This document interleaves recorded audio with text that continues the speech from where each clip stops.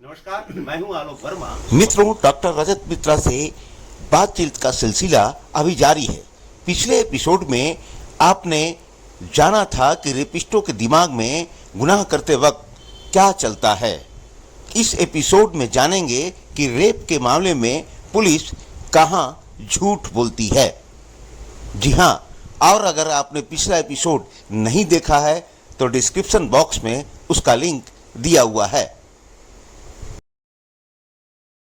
सामूहिक हाँ यानी गैंग रेप और हाँ इंडिविजुअल रेप हाँ जी, किस तरह से भिन्न है और उस समय माइंडसेट क्या होता है?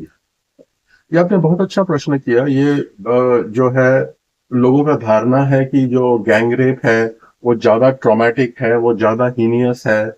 लेकिन एक स्टडी जो हमने की है, वो गैंग मतलब रिस्पॉन्स, एक सेक्सुअल असॉल्ट स्केल बना के कि उसमें गैंग रेप का और इंडिविजुअल रेप का क्या डिफरेंस है। हमने कोई खास डिफरेंस नहीं पाया रिस्पॉन्सेस में।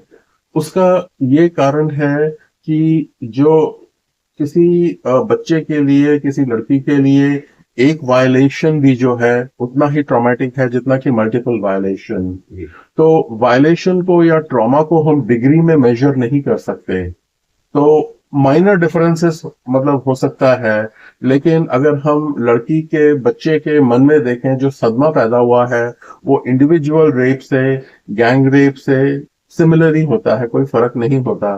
यहाँ तक कि मैं आपको एक केस बताता हूँ जिसमें ऐसा हुआ था कि जो ऑफेंडर था उसने बच्ची के जो गुप्त अंग थे वहां पे उसने कांच के लकड़ी के टुकड़े भर दिए। तो इसमें फिर वो केस वो जब आया तो जज ने उन्होंने कहा कि भाई इसमें तो फिनाइल पेनिट्रेशन नहीं है, जो यौन लिंग है उसका पेनिट्रेशन नहीं हुआ है, तो क्या लड़की को इसको हम रेप कह सकते हैं, सदमा कह सकते हैं लड़की को हुआ है?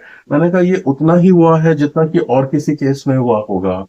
क्योंकि जो हमारे समाज में, हमारे संस्कार में, जैसे हम अपने बॉडी को, अपने देह को पवित्र मानते हैं, तो उसमें एक वायलेशन हो, किसी और चीज से वायलेशन हो, मल्टीपल वायलेशन हो, उसमें कोई खास अंतर नहीं होता।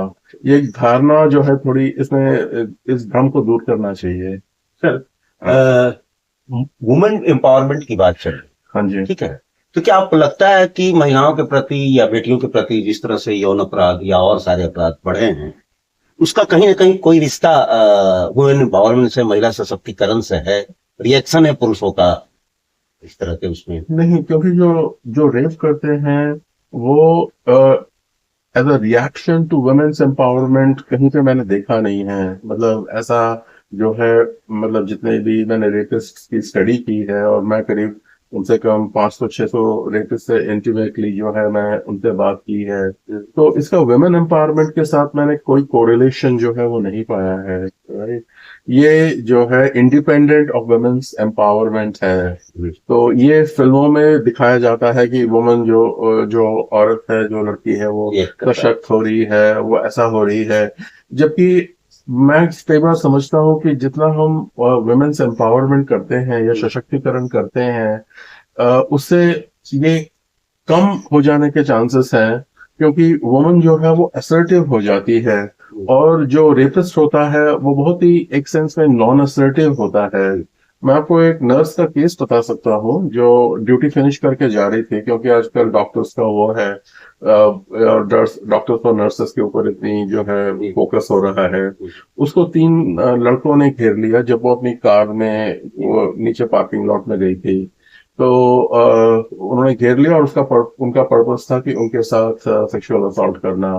तो उसने उनकी तरफ देखा और बोला कि अगर तुम समझते हो कि ऐसे ही किसी लड़की के साथ संबंध बनाया जाता है तो तुम जो है मेंटली स्टेबल नहीं हो, ऊपर हॉस्पिटल है, वहां जाके ट्रीटमेंट कराओ। उन्होंने सीधा उसकी आंखों में देख के बोला, और उन्होंने कहा कि वो तीनों लड़के जो थे वो आंखें नीचे करके चले गए। राइट, तो वो मेरे से ये शेयर कर रही थी, तो मैंने उससे पूछा कि आप में इतनी पावर, क्षमता कहाँ से आई? उसने कहा मैंने सीखा है।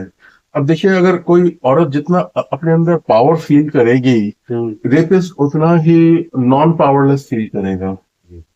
तो वुमेन्स एम्पावरमेंट होनी चाहिए, और वुमेन्स एम्पावरमेंट के साथ इसका कोई नहीं है क्योंकि जब भी इस तरह की मतलब घटना होती है, सबसे पहले होता है कि वुमेन जो है आगे बहुत जा रही हैं, इसको कम करना चाहिए, समाज जो है बहुत वो हो रहा है। ये धारणा, ये भ्रम है, ये सच नहीं है। सर, समाचारों में जो रेप घटनाएं हम पढ़ते हैं उसमें ज्यादातर मामलों में जो विक्टिम है वो एक्यूज का नोन, मतलब एक्यूज उससे नोन पाया जाता है अक्सर। हाँ हाँ, ये जो है ना, नोन की परिभाषा जो है बहुत रिलेटिव है। नोन इसको कौन बताता है? पुलिस वाले बताते जी, हैं। बिल्कुल। तुमने इसको देखा है? हाँ, देखा है। हाँ, मेरी गली के तीसरी गली में रहता है, मैंने इसको कई बार देखा है। वो उसको नोन कैटेगरी में डाल देते हैं, क्योंकि पुलिस वालों की ये धारणा है कि जो सेक्सुअल असॉल्ट है, मैं सेक्सुअल असॉल्ट टर्म प्रेफर करता हूँ रेप से ज्यादा, क्योंकि जितना हम इसको नोन क्राइम दिखाएंगे उतना ही हमारा दायित्व जो है वो कम हो जाता है। तो ये उनकी धारणा है कि सेक्स जो है, वो असॉल्ट जो है, वो नोन लोग करते हैं। नोन लोग, यस ऑफ कोर्स नोन लोग करते हैं, लेकिन वो नोन की परिभाषा क्या है वो जरा उसमें अगर उसको एक्सप्लेन करना पड़ेगा उसको। एक्सप्लेन करना पड़ेगा, क्योंकि देखिए हम अभी भी क्लैन वाले समाज में रहते हैं, एक दूसरे को जानते हैं, एक दूसरे को शक्ल देखते हैं। शक्ल देखने से कोई नोन नहीं हो जाता। अब मैंने आपको 2-3 बार देख लिया तो मैं आपका नोन तो नहीं हुआ ना। सही। नहीं, इसमें रिश्तेदारों का कई बार हाथ होता है, जैसे हाँ। चाचा मामा इस टाइप भाई भी कई जगह पाए जाते हैं। वो रेयर होता है, वो मतलब ऐसा नहीं है कि जो है कि सिर्फ यूज टू नहीं है, नॉर्मल नहीं, ये नॉर्मल नहीं है। नोन अननोन दोनों ही होते हैं। और क्योंकि ये धारणा रही है कि जो सेक्सुअल असॉल्ट है वो नोन लोग करते हैं, ये पारिवारिक क्राइम है, जैसे जैसे डोमेस्टिक वायलेंस है, ये परिवार के अंदर हो रहा है। एक्चुअली इसको लॉ एनफोर्समेंट एजेंसियों ने क्रिएट किया है जानबूझकर, जिम्मेवारी कम हो सके, ताकि हमारी जिम्मेदारी कम हो सके। ये सच नहीं है। सर, क्या आप बलात्कारियों को मृत्युदंड दिए जाने का समर्थन करते हैं? मैं समर्थन करता हूं, लेकिन मैं उसके साथ ये भी चाहता हूं कि हम अपने क्रिमिनल जस्टिस सिस्टम को जो है वो सुदृढ़ बनाएं, क्योंकि जो है सर्टेनिटी ऑफ पनिशमेंट ज्यादा इंपॉर्टेंट है क्वांटम ऑफ पनिशमेंट से। जब भी कोई इस तरह की घटना होती है तो हमारे लोग सड़कों पे उतर आते हैं, कहते हैं कि फांसी दो, फांसी दो, राइट। वो मुझे बहुत ही बेतुका लगता है, उसका सेंस नहीं बनता है, क्योंकि जहां हमारे देश में अभी जो कन्विक्शन रेट है वो बहुत लो है, 23-25% तक कन्विक्शन रेट हमारा जाता है, जबकि एक रूल ऑफ लॉ कंट्री में कन्विक्शन रेट 80%, 90% तक जाता है। तो हमें अपना कन्विक्शन रेट जो है पहले बढ़ाना है। सर्टेनिटी ऑफ पनिशमेंट की, अगर किसी ने कोई गलत काम किया, कोई हीनियस क्राइम किया, वो पकड़ा गया, उसकी पनिशमेंट हुई, ये सर्टेनिटी को पहले लाना है before we can touch the quantum, before we can touch death sentence, क्योंकि उससे बहुत जो है मिसकैरेज ऑफ जस्टिस होगा। बहुत बहुत धन्यवाद सर। डॉक्टर रजत मिश्र से बातचीत का सिलसिला जारी रहेगा और अगले भाग में जानेंगे और भी कई बातें।